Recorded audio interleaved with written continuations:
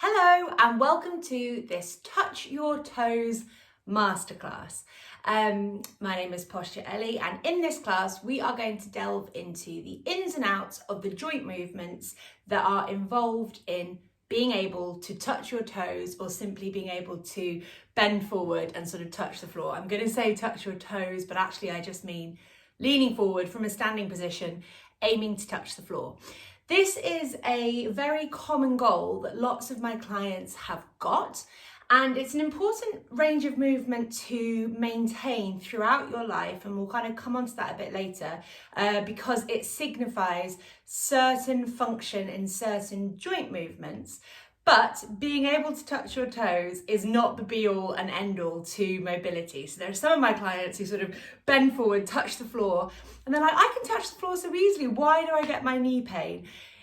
It's showing you certain things work, but it really doesn't mean that like everything in your body is working just because you can touch your toes. So please do bear that in mind, because everything that we're going to be learning in this video is definitely going to be benefiting you, but just because you can touch your toes, it does not mean that you have a full range of movement at every joint and in every muscle in your body, which is basically what is going to make you pain-free and fully functional.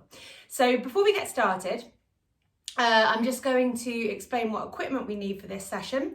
You're going to need a yoga strap, or this can be a leather belt. Don't use a resistance band because resistance bands often aren't resistant-y enough, but it doesn't have to be a belt. It can just be some form of like cord or something, but when you pull against it, there's no stretch to it. We don't want any stretch. The second thing you're going to need is a section of wall, like so. So I've got my nice section of wall behind me here, and you're also going to need a high-backed chair, like a dining room chair. So I've got mine behind the camera. It's going to come out a bit later on, but it's not going to be in view for the first section of the class just because it's not important until the end. So yoga strap, chunk of wall, and a dining room chair. Also, before we get started, I just want to do my normal safety caveats. This is a group class that is designed to be appropriate for most bodies, but it is not bespoke to you and your body, and you have to take responsibility for what makes you feel better and what makes you feel worse. So things that make you feel worse are when your body is getting increasingly more tense and angry. You might have joint bone on bone, ouch pain. You might get nerve referrals or sort of sparkles of electricity sort of sensation going on. These things are all bad signs. We don't want to encourage any movements that give you those types of signs. However, on the good side, it's not always perfectly comfortable, but it shows hard work rather than, ouch, this is wrong. So you are looking for signs of muscle wobbling, muscle cramp, muscle stretching, muscle fatigue. All of that stuff is great, and that is a sign that you are changing your muscles in a positive way and hopefully staying within the limits of what your body can do. So work within your body's limits, but be pushing that edge to get a little bit more from your body than perhaps you would do normally. But please don't take it into any area where you're getting ouch symptoms of pain. That really isn't what we want. So I might suggest an exercise to do, and if you do it and you're thinking, ouch, this feels wrong, please do not do that exercise, and either do something that felt good to you before or just wait it out until the next exercise comes on.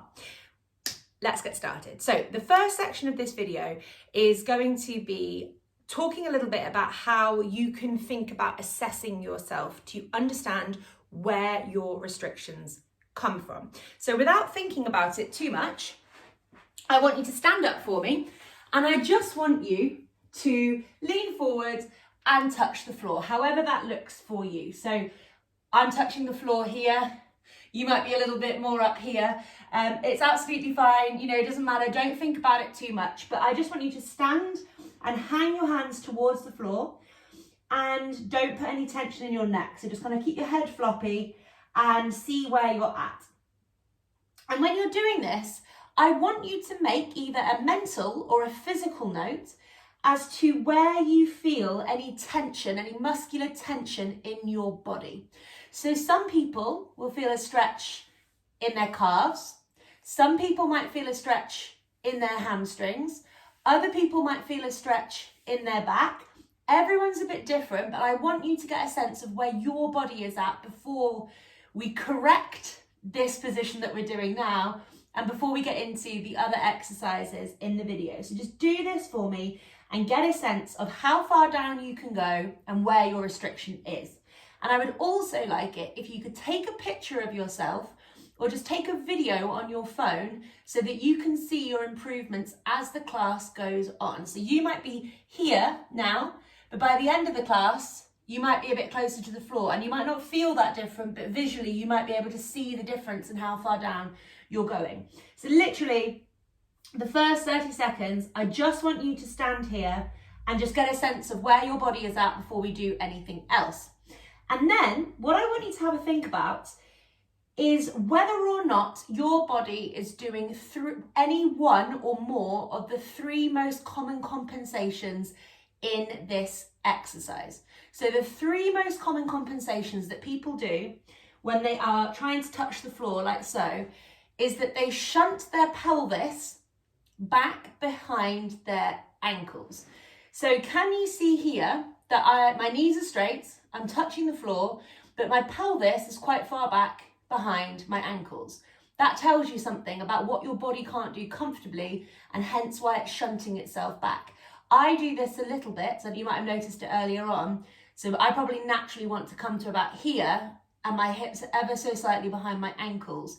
And actually what we should be feeling for is our hips above our ankles and our weight being a bit more in our toes than it is just in our ankles. So it's kind of a bit more spread evenly through your feet.